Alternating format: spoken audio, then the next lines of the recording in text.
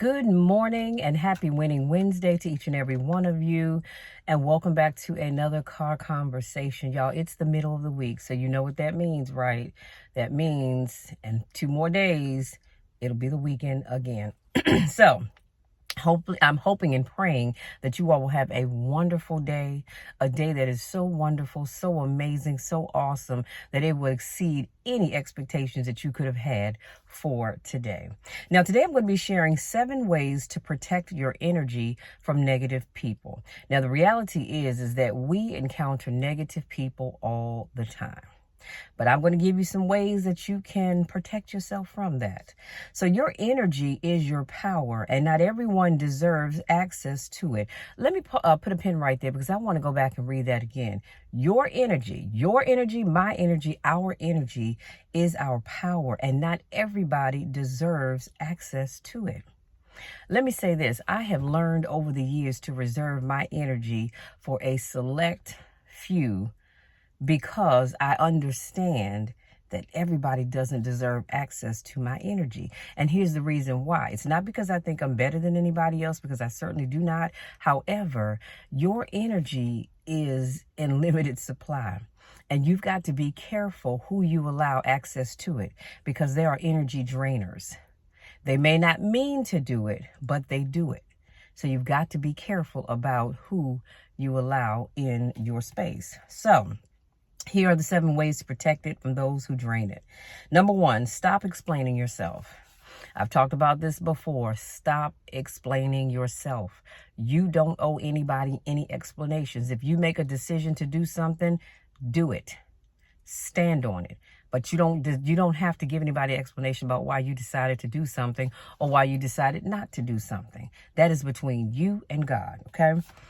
The more you justify, the more control they gain. Let your silence speak for itself. See, I love that as I am walking into a season where I don't have to justify myself to anybody. And I've told you all before that your silence really is your power. See, because when you're silent, people are wondering, what is she thinking?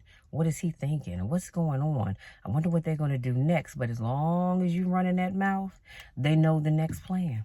And they can prepare because they already know what it is that you're going to do. Move in silence, y'all. I'm trying to tell you. Number 2, limit your exposure. Just because they exist doesn't mean they belong in your space.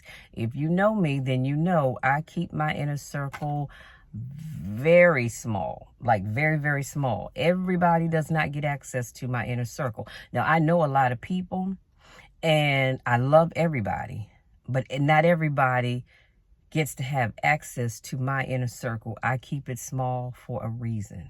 And some of you might need to look at your inner circle. Now, yours doesn't have to be as small as mine is, but I would encourage you to look at who's in your inner circle and figure out where you need to do some pruning. You know what I mean? Because there's some people in your inner circle that you might need to look at a little bit closer. You think they have your back, but they really don't. Everything they tell you, everything you tell them, they run back and tell everybody else. So you need to fish out who deserves to be in your inner circle and who doesn't. And here's how you do that really quickly. Tell them something and then watch and see who they go back and tell it to. Because whoever they tell it to, it's going to circle back to you. And you're going to know where it came from. And that's when you know that's the individual that you need to cut out of your inner circle. You can love them from a distance. They just don't need to be in your inner circle because they don't have your best interest in mind, okay? Number 3, don't react, observe. Their chaos only thrives when it triggers you. Master your stillness. Y'all, that's powerful. Other people's chaos only thrives when they see that it's triggered you. So don't let it trigger you. If you have somebody that's on your job, in your family, at your church, in your neighborhood, wherever they may be, and they do little things, and you let them see that it's triggered you, oh, they're delighting in that. They're laughing at your misery. Don't give them the opportunity. Yes, it's going to bother you. I'm not saying don't let it bother you, but don't let them see it bother you. Keep it in, suppress it, keep it inside. When you get with your good girlfriends or your good guy friends, then exhale and let it out. Or you can always talk to God no matter where you are, but don't let them see that what they've done has triggered you. Number 4, say no without guilt. Your boundaries are not up for debate. Respect isn't requested, it's required. Too often I see people not getting the respect that they deserve because they have not required it. That's just like you saying, honey, I really wish you could watch the kids because I would like to go to the gym. And that your significant other says, well, I got other things to do, so I can't do it.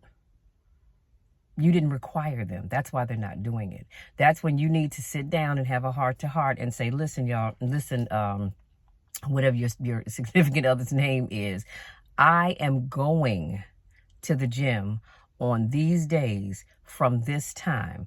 You will watch the children so that I can go and get my workout in and do something for me.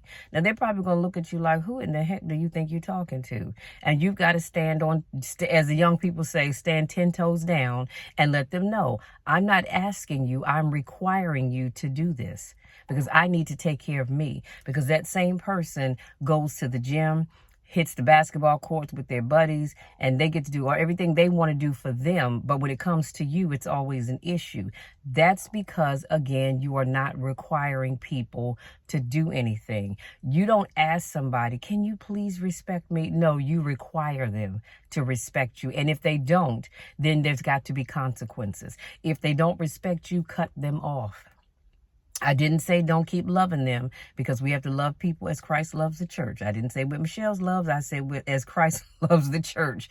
But you've got to make people respect you because if they don't, they will treat you like crap.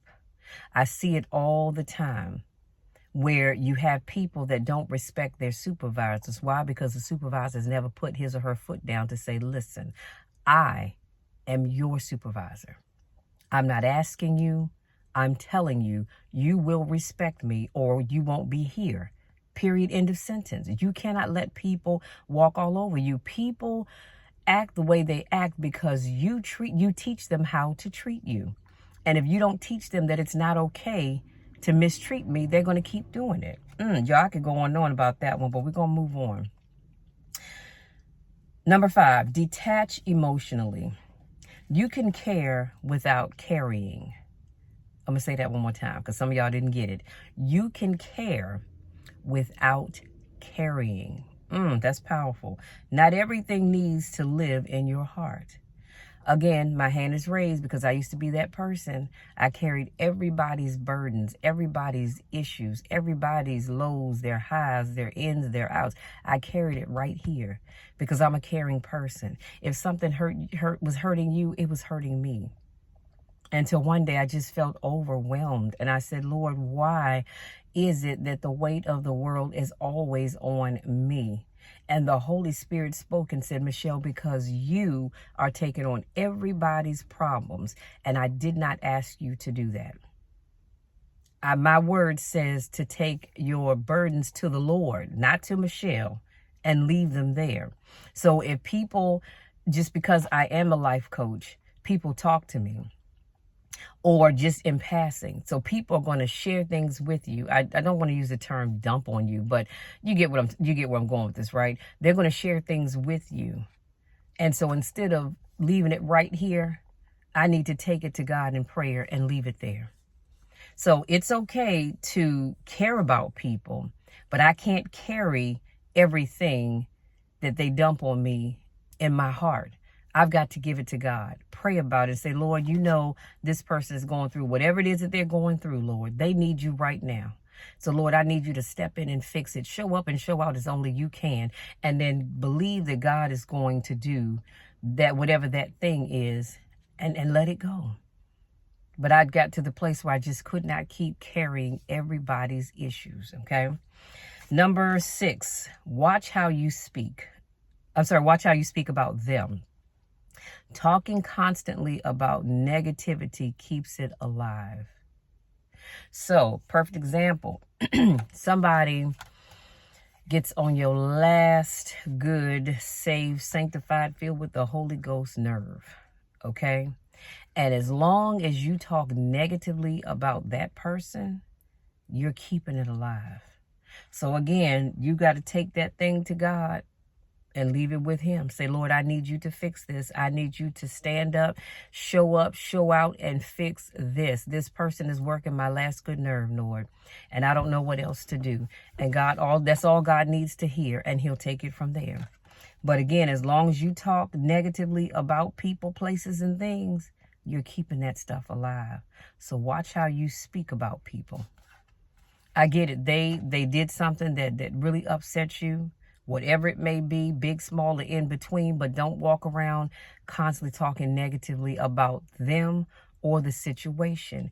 Give it to God and leave it there. He will fix it. He will take care of it. The Bible says, mess not with my anointed and do my prophet no harm. So when people want to come for you, you can remind them, listen, I serve a big God.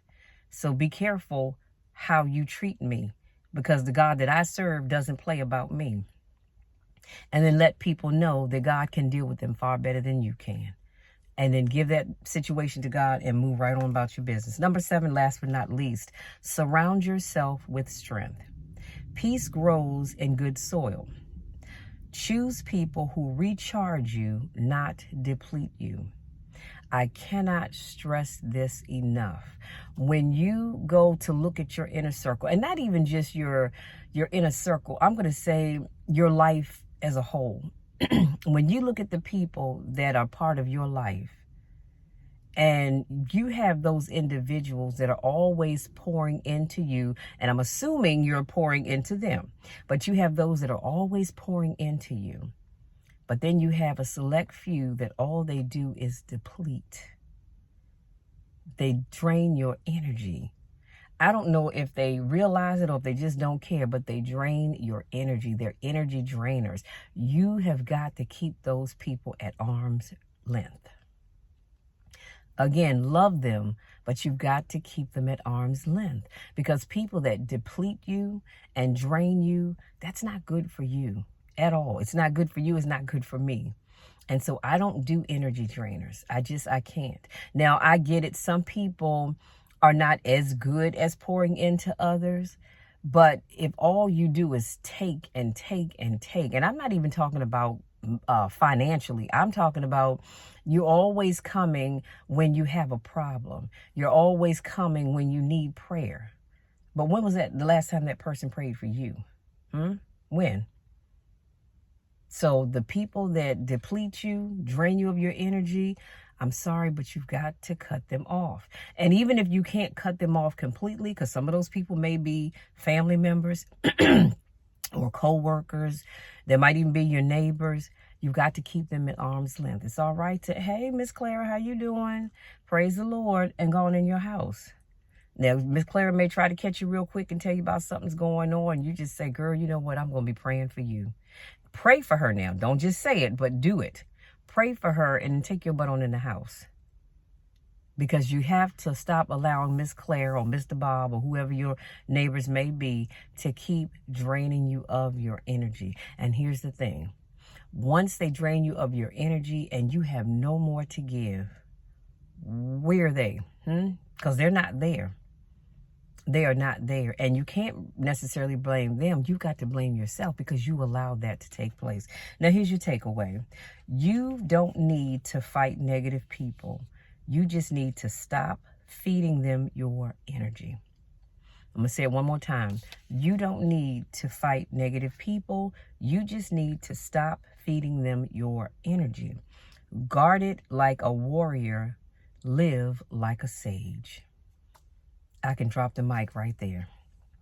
And y'all, that's it. That's all I have. Hopefully something I said resonates with you as you go about your day, the rest of this week, the rest of this month, the rest of this year, and heck, the rest of your life.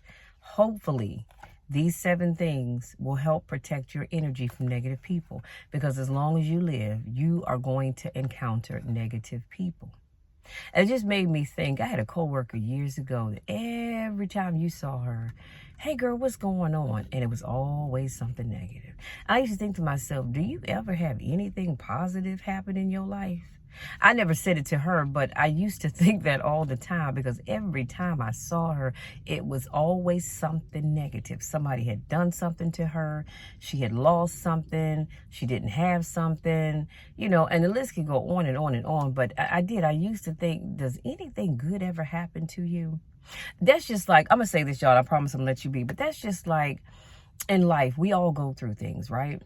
And I love it when I hear people casually mention things that aren't going well, but they spend a whole lot of time talking about what's going good.